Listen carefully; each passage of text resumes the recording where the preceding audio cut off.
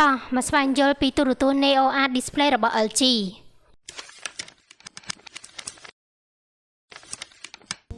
ក្រុមហ៊ុន LG Display គឺជាក្រុមហ៊ុនមួយដែលតែងតែនាំមកជូននូវភាពភ្ញាក់ផ្អើលនៅក្នុងព្រឹត្តិការណ៍ CES ជានិច្ចជារៀងរាល់ឆ្នាំក្រុមហ៊ុននេះធ្វើដំណើរមកកាន់ទីក្រុង Las Vegas ជាមួយនឹងអ្វីមួយដ៏អស្ចារ្យដែលនឹងបង្ហាញពីបច្ចេកវិទ្យាដ៏ទំនើបដែលមានលក្ខណៈដូចជាការរំពឹងទុកនាអនាគតកាលផងដែរចំណែកផលិតផលមួយនៅក្នុងរូបភាពនេះវិញវាមិនមែនជាអេក្រង់ដែលអាចរមូរបានឬអាចបត់បែនបានឬជាអេក្រង់ថ្លាឆ្វង់នោះទេប៉ុន្តែវានៅតែជាគំនិតច្នៃប្រឌិតដ៏អស្ចារ្យមួយរបស់ក្រុមហ៊ុនសម្រាប់អេក្រង់ Neo Art Portable Monitor Display ទំហំ27អ៊ីងមួយនេះគឺជាផលិតផលគំរូនៃផលិតផល Grab and Go Monitor ដែលអនុញ្ញាតឲ្យអ្នកប្រើប្រាស់វាទាំងសម្រាប់ការផ្ដល់ថាមពលនិងការទស្សនាវីដេអូតាមរយៈខ្សែ USB-C តែមួយប៉ុណ្ណោះកត្តានេះធ្វើឲ្យ monitor នេះជាផលិតផល monitor ដែលអាចចល័តបាន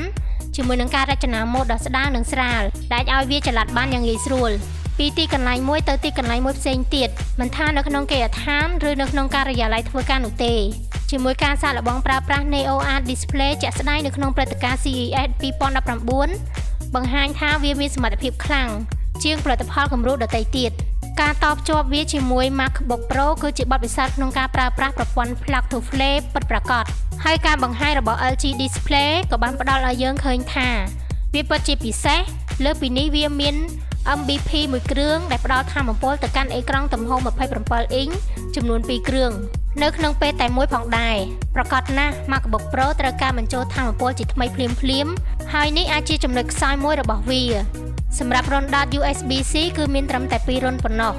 ដែលនឹងមិនអាចឲ្យយើងនៅមានសេសសររុនដោតច្រើនសម្រាប់ខ្សែថាមពលឡើយ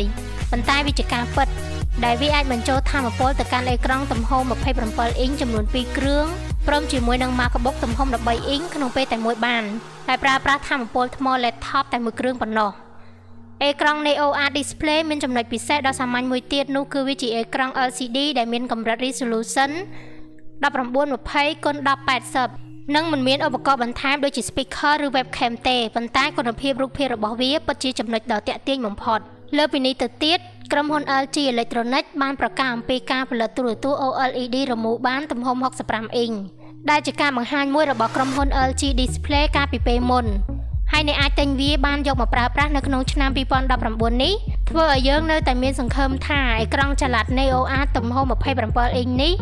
អាចក្លាយជាផលិតផលពិតប្រាកដមួយបើសិនជាវាទទួលបានការចាប់អារម្មណ៍ខ្លាំងពីអ្នកប្រើប្រាស់ទូទាំងពិភពលោកសូមចូលទៅកាន់ Channel YouTube របស់យើងខ្ញុំនិងចុច Subscribe ព្រមទាំងចុចសញ្ញារូបកណ្ដឹងដើម្បីបានទទួលព័ត៌មានថ្មីៗបន្ថែមសូមអរគុណ